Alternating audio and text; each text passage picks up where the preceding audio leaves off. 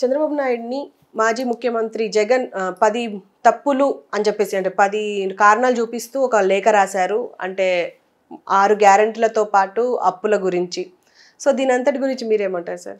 యాక్చువల్గా ఒక మంచి ఛానల్ పెట్టుకుని సాక్షి లాంటిది, తర్వాత ఏమో గవర్నమెంట్ చేతిలో పెట్టుకుని మోడీ గారిని కూడా ఆల్మోస్ట్ కన్విన్సింగ్లో పెట్టుకుని ఉన్న జగన్ లాస్ట్లో ఎందుకు ఫెయిల్ అయ్యాడనేది నాకైతే అర్థం అవ్వట్లేదు. ఎలా ఫెయిల్ అయ్యాడంటే వీళ్ళు వెళ్ళి వాళ్ళలో కలిసిపోవటం, ఇన్ని జరగడానికి కారణభూతులు అవ్వడానికి కారణం ఏంటంటే అతని యొక్క పర్సనల్ చేసిన అన్యాయాలు కొన్ని ఉన్నాయి.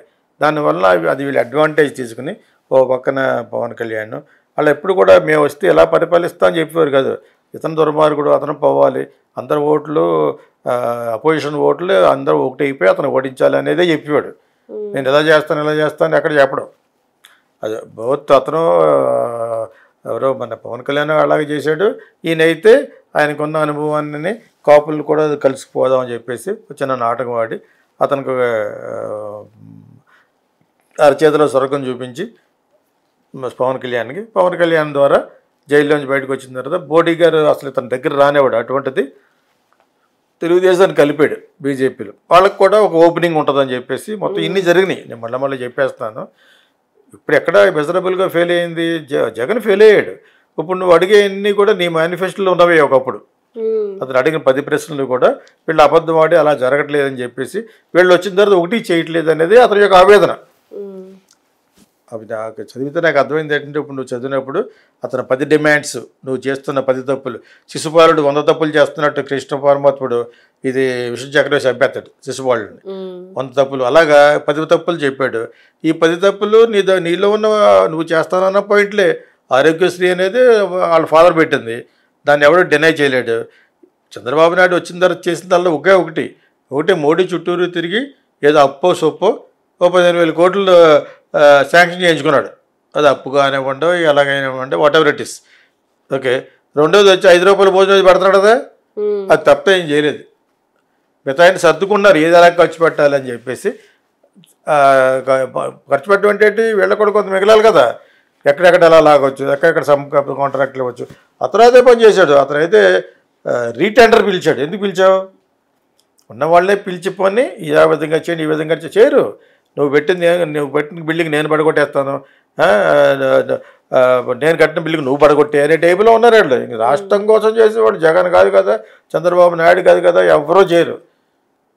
ఏదో కొంచెమో గొప్ప చేసింది వైఎస్ రాజశేఖర రెడ్డి. ఆరోగ్యశ్రీని పట్టుకొచ్చిన మూలంగా ఈ రోజున నీకు హాస్పిటల్కి వెళ్ళగలుగుతున్నావు. అది ఎక్కడ కంటిన్యూ చేస్తున్నారు. అది ఇక్కడ కూడా కంటిన్యూ చేస్తారు. చేత పుట్టగతులు లేకుండా పోతాడు. ఎవరు కేసీఆర్ పోతాడు, వాడు పోతాడు. అదే సంథింగ్ టు డూ. ఆరోగ్యమే మహాభాగ్యం కాబట్టి అతను బీయింగ్ ఏ డాక్టర్ అతను తెచ్చిన మహా గొప్ప ప్రాజెక్టుల్లో YS Rajasekhara Reddy better CM then all these people.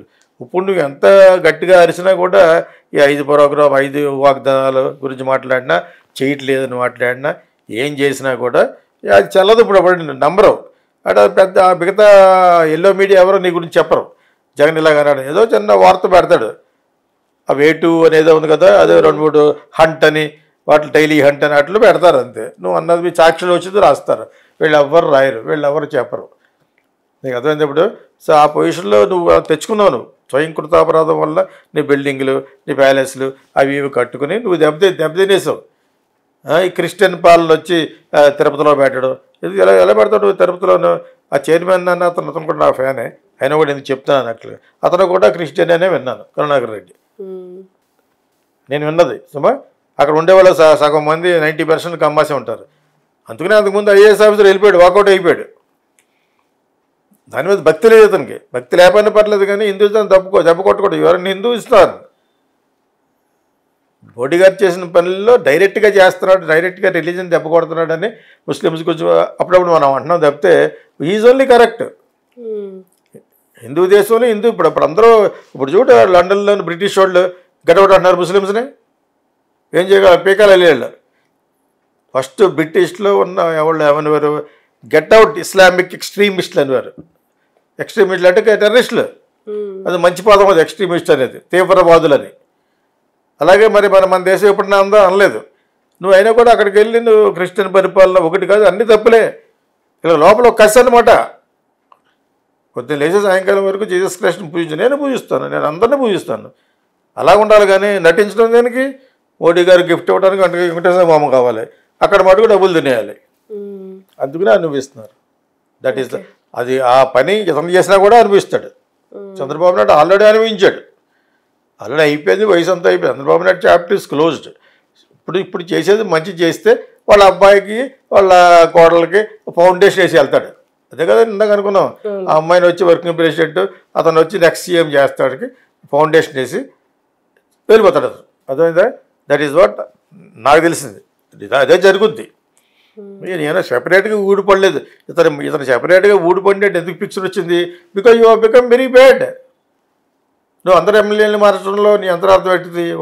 What kind of strategy? అంటే నీ పేరు మీద గెలవాలంటే అంతలేదు సీన్ నీకు. ఏదో ఒకసారి గెలిచావు, మీ ఫాదర్ పోయిన సానుభూతి కోసం వెళ్ళి గెలిచావు తప్పితే దాన్ని నువ్వు ఉపయోగించుకోలేకపోయావు. ఇప్పుడు బాధపడి చేతులు కాలిన తర్వాత ఆకులు పట్టుకుంటూ ఇప్పుడు బాధపరచుకోటి. ప్లస్ నువ్వు పరిపాలన కాదు, సంపాదించుకుంటారా అన్నాడు అంతేనే. అంటే ఎంత హేళన స్టేట్ అంటేనే. అది నీకున్నంత రేపు ప్రైమ్ మినిస్టర్ కొన్న అడిగైతే టైం వస్తే అప్పుడు వస్తుంది సివిల్ వార్. ఇలాంటి వాళ్ళు ఇలాగ ఇప్పుడు చంద్రబాబు నాయుడు చేసినా కూడా అతని మీద వస్తుంది. సివిల్ వార్ రావడానికి ఎంతో సమయం పట్టదు. ఇప్పుడు ఇన్ని చెప్తున్నాడు, ఇలాంటి 10 విని విని విని విని మొత్తం అంతా వాళ్ళే దెవ్ చేసుకున్నారు. సివిల్ వార్ రాకపోతే ఏమవుతుంది?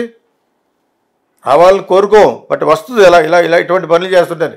ప్రజలు హట్ అవుతాడు. నిరుద్యోగ సమస్య అని చెప్పేసి అక్కడ రేవంత్ రెడ్డి పడి లేపారు. అందులో ఏదో విధంగా తేల్చలేదనుకో తేడా వచ్చేస్తుంది. ఇక్కడ ఎవడో అతిథులు కాదు ఇక్కడ. బట్ ప్రజలకి అవేర్నెస్ ఎందుకు ఎక్కువైపోయింది? మనలాంటి యూట్యూబ్ ఛానల్స్, సోషల్ అవేర్నెస్ పెరిగిందా? చాలా చాలా విషయాలు తెలుస్తున్నాయి కదా. అదే సోషల్ మీడియా అంటేనే. అంచేత మీరు ఏదో దోచేసుకుని ఏదో చేసేసి మాత్రాన జగన్ ఇచ్చిన లెటర్లు బయటికి రానివ్వకుండా చేసినా ఇవన్నీ వర్కౌట్ అవ్వు. Everything will be exposed, everything will be explore to the people. We will make them to know all these things. అటు అలాగే వస్తుంది. ఇప్పుడు బంగ్లాదేశ్ ఈవిడ హసీనా ఇక్కడ వచ్చిన తర్వాత కూడా ఇంకా జరుగుతుంది అక్కడ. ఆవిడ ప్రైమ్ మినిస్టర్ పారిపోయి వచ్చేసింది ఇక్కడికి. వచ్చినా కూడా ఈవిడ చేసిన అగత్యాలు చాలా ఉన్నాయి. ఒక 10 సంవత్సరాలు లేలి వాళ్ళ ఫాదర్ చాలా బాగా చేశాడు, ముజిబుర్ రెహమాన్. ఆయన విగ్రహాలనే పడగొట్టేసి అంతటి క్రూరత్వంలోకి ఎందుకు వెళ్ళారు సివిల్ వారు? ఆవిడ ఇక్కడ వచ్చేసిన తర్వాత కూడా ఇంకా ఆగలేదు అక్కడ. So this is what happening. అంచేత చంద్రబాబు నాయుడు చేస్తున్నాడా లేదా అనేది త్వరలో తెలుస్తుంది. ప్రజలు ఎప్పుడైతే తిరగబడ్డారో చేయాలి. దానికి కూడా విరుగుడు ఆలోచించే చాణక్య మనసు ఉన్నా కూడా ఇక్కడి నుంచి వర్కౌట్ అవ్వదు. నువ్వు చేసే తప్పు నువ్వు అనిపిస్తున్నావు. జగన్ గురించి చెప్తున్నాను. At the same time Chandrababu Naidu కూడా అదే అప్లై అవుతుంది. నువ్వు నీ ఫ్యామిలీ నీ యొక్క సంపాదన చేసుకుంటూ ఇక్కడ నేను సంపాదన సృష్టిస్తానన్నవాడు సృష్టించి చూపించలేదు. ఎలా సంపాదిస్తాడు? అతను రియల్ ఎస్టేట్ అమ్ముకుని అతను సంపాదించుకుంటాడు. సంపాదన స్టేట్కి సృష్టించడు. I very sorry. అతను ముదురైతే అతను మహాముదురుది. ఈ మధ్యరకాన్ని ఇది చేస్తానన్న ఉప ముఖ్యమంత్రి మటుకు ఏం చేస్తాడనేది $1 million question. Okay sir, thank you.